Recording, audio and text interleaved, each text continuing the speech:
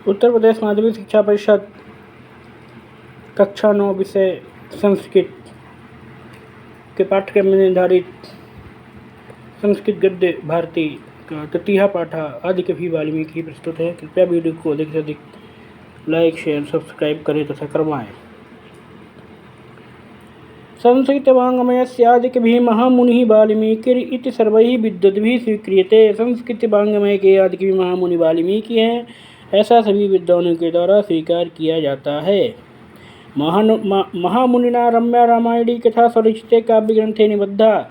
महामुनि के द्वारा रम्या रामायणी कथा अपने द्वारा रचित काव्य ग्रंथ में वर्णित की गई है। भगवतो रामस्य चरितम् अस्माकं देशस्य संस्कृतेश्च प्राणभूतं तिष्ठति। भगवान राम का चरित्र हमारे देश की संस्कृतियों, हमारे देश और संस्कृति का प्राण स्वरूप है। वस्तुतस्तु महामुनेः वाल्मीकिरेव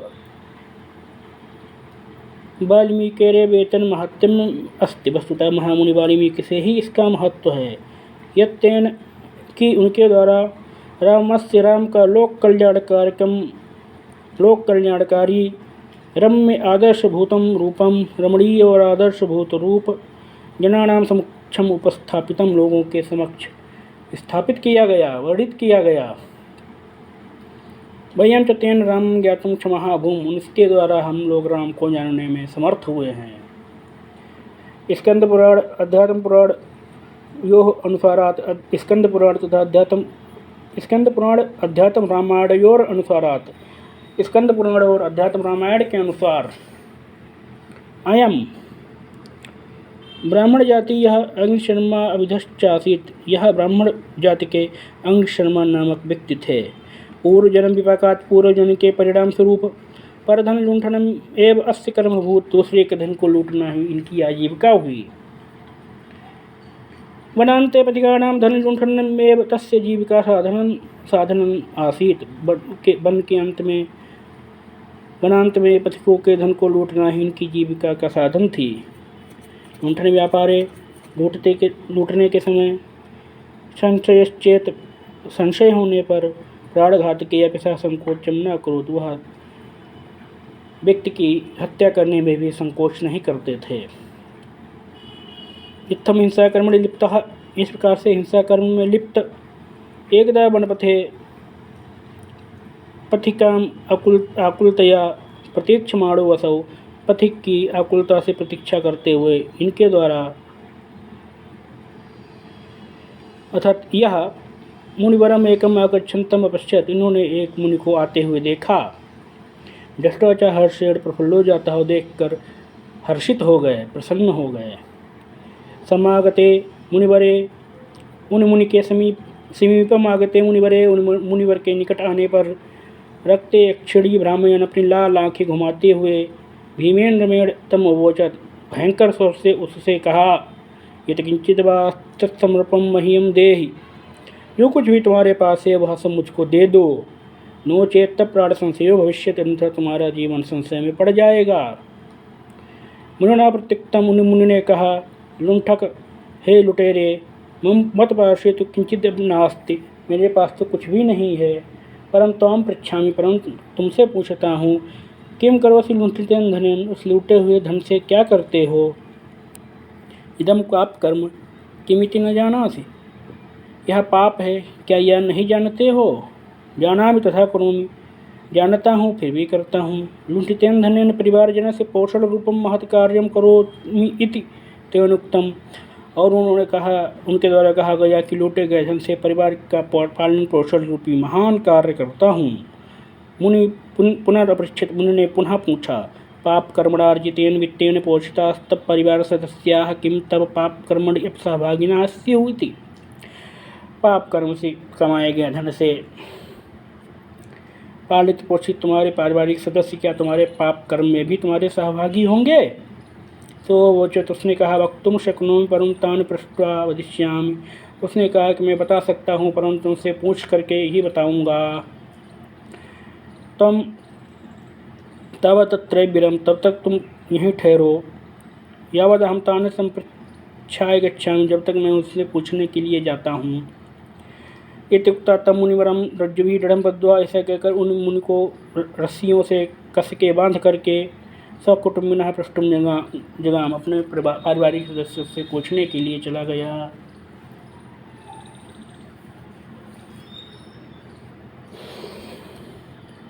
अथ तस्य कुटुम्बिनः तस्य प्रश्नं श्रुत्वा भृशं चुक्पुः, बाद में उसके प्रश्न को सुनकर के उसके पारिवारिक सदस्य अत्यंत कुपित हुए।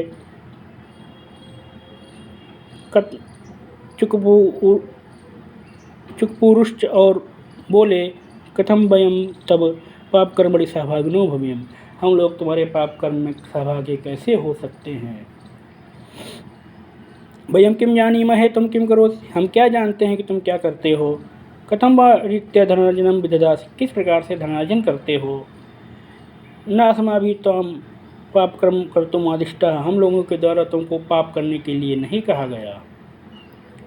तेषां स्वपरिवारजनानाम् उत्तरम् आकर्ण्य, अपने उन पारिवारिक सदस्यों के उत्तर को सुन करके सो अति विषण्णो हुआ, वह अत्यंत दुखी हुआ। मुनिवरम उपगम्य, और उन मुनि के समीप जाकर के सर्वं च तत्परिवारजनम् आख्यातं सौ हस्तः, और उसके पारिवारिक सदस्यों ने जो कुछ भी कहा था वह सब बता दिया।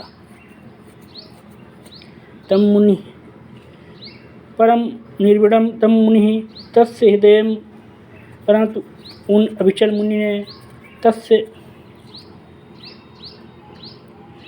हृदय शोक शमनाय राम इति जप्तुमादिशत, उसके हृदय के शोक के शमन के लिए राम नाम का जप करने का आदेश दिया। राम इति समुच्चारणे अक्षमः, राम नाम के उच्चारण में समर्थ स्ववृत्त्यनुसारेण मरा इत्येव जप्तुमारभत, उसने अपनी वृत्ति के अनुसार मरा शब्द का ही जप करना आरंभ कर दिया।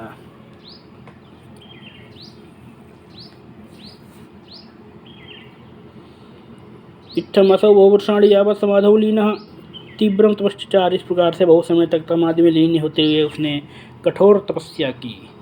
तपस्या रतस्य तस्य शरीरम वल्मीक मृत्तिका भी अवृतम जातम, तपस्या में रत हुए उसका शरीर वल्मीक की मिट्टी से आवृत हो गया, घिर गया, अतः बांबी की मिट्टी से घिर गया। अथ कदाचित् प्रचेतसा निरंतर जल धारया तस्य शरीरात् वल्मीक मृत्तिका परिस्त्राविता अभवत्, बाद में कभी किसी समय प्रचेतस के द्वारा निरंतर जलधारा की वर्षा से उसके शरीर से बांबी की मिट्टी को हटाया गया। मृत्तिका भी तिरोहितम तस्य शरीरम पुनः प्रकटितम, मिट्टी के हट जाने से उसका शरीर पुनः प्रकट हो गया। ततो मुनि भी संस्तुतो अभ्यर्थितश्च चक्षुषा उन्मील्य उत्तिष्ठत्, तब मुनियों के द्वारा प्रार्थना किए जाने पर वह अपने नेत्र खोल करके खड़ा हो गया। वाल्मीकाद प्रोद्भुताद वाल्मीकि रीति, वाल्मीकि से उत्पन्न होने के कारण से उसको वाल्मीकि। प्रचेतसा जलधारणा मृत्तिकायाः परिस्तुतात्, प्रचेतस के द्वारा जलधारा से मृत्तिका को हटाए जाने के कारण से प्राचेतस इति तस्य नाम द्वयम जातम, उसके दो नाम हुए प्राचेतस और वाल्मीकि।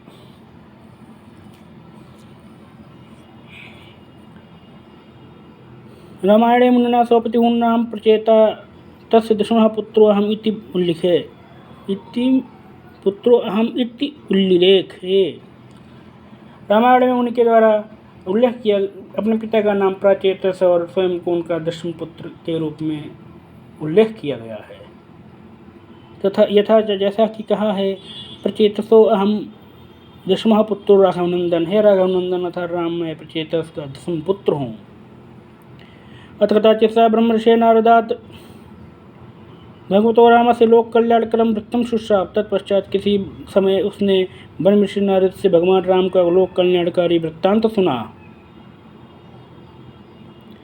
तथा प्रवृत्ति है ब्रह्मचरितम काव्यबद्धम कर्तुम आकांक्षन्ते, उसी समय से वह राम के चरित्र को काव्यबद्ध करने का इच्छुक हो गया था। अथेकदा महर्षि माध्यन्दिन से बनाए प्रयाग मंडल अंतर्गतम तमसा नदीम गच्छन आसीत, एक बार महर्षि वाल्मीकि मध्याह्न संध्या के लिए प्रयाग मंडल के अंतर्गत तमसा नदी पर जा रहे थे। तस्य वंश्यम तत्र वंश्यम निरीक्षमाणो महामुनि। वहाँ की वन की शोभा को देखने वाले महामुनि ने स्वच्छंदम विचरत स्वतंत्र रूप से विचरण करते हुए क्रौंच मिथुनम एकम पश्यत एक क्रौंच युगल को देखा। पश्यत एव तस्य कश्चित् पापनिश्चयो व्याधः तस्मान् मिथुनादेकं बाणेन विजघान। उनके देखते ही देखते किसी पापी व्याध ने बाण से उन क्रौंच युगल में से एक को मार डाला। बाणेन विद्धम महीतले लुंठतम शोड़ित परितांगम तम विलोक क्रौंची करुड़या गिरा रुराब। बाण से बिध जाने पर पृथ्वी पर लौटते हुए उस रक्त रंजित क्रौंच को देख करके क्रौंची करुड़ स्वर से रोने लगी। क्रौंचिया करुड़ रवम श्रावम श्रावम। क्रौंची के करुड़ रव क्रंदन को लगातार सुनते हुए मुनि हृदयालीन शोकानल प्रद्युतः करुण रसः। मुनि के हृदय में स्थित शोकानल से उद्दीप्त करुण रस श्लोकच्छलाद श्लोक के रूप में हृदय से इस प्रकार से निर्गतो अभवत् निकल पड़ा।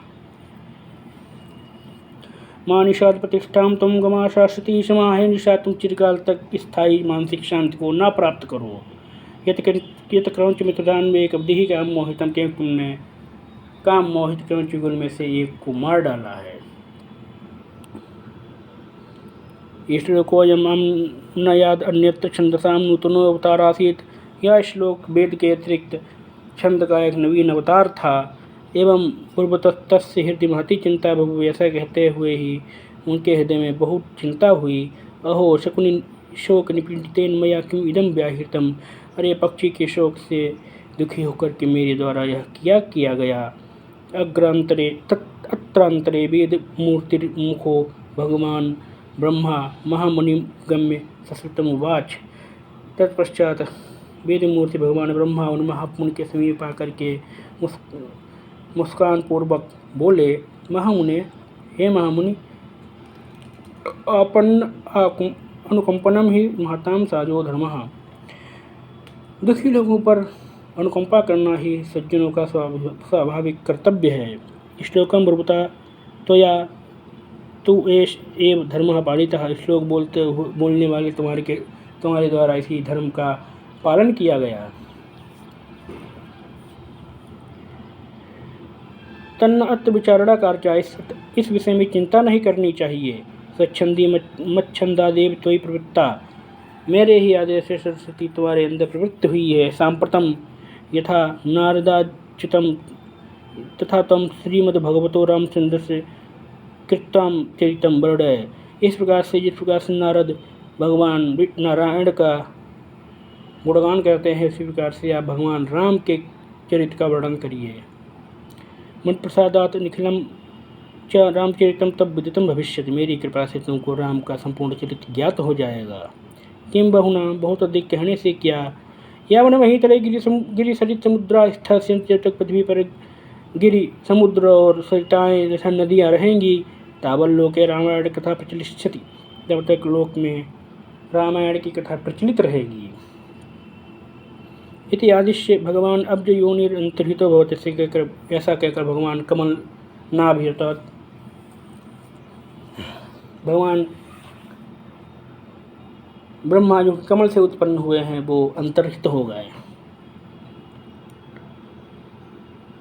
ततो योग बलेन नारद उक्तम समग्रम रामचरितम अधिगम्य। तब योग बल से नारद के द्वारा कहा गया संपूर्ण रामचरित ज्ञात करके गंगा तमसयो अंतराले तटे, गंगा और तमसा के मध्यवर्ती तट पर सप्तकांडात्मकम रामायण आख्यम इदम महाकाव्यम रचयामास। 7 कांडों से युक्त रामायण नामक महाकाव्य रचा। तदनंतरम मुने विश्रमार्थ 2 अपर आश्रमो अभूताम।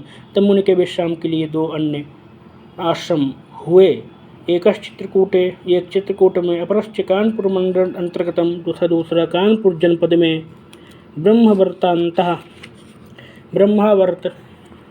ब्रह्मवर्तांत आधुनिक काल में बिठूर नामक स्थान पर आसीत था।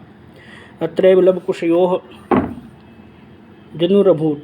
यहीं पर लवकुश का जन्म हुआ था।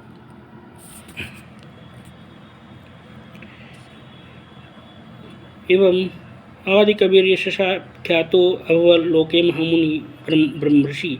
इस प्रकार से महामुनि ब्रह्मऋषि इस लोक में आदि कवि के नाम से विख्यात हुए।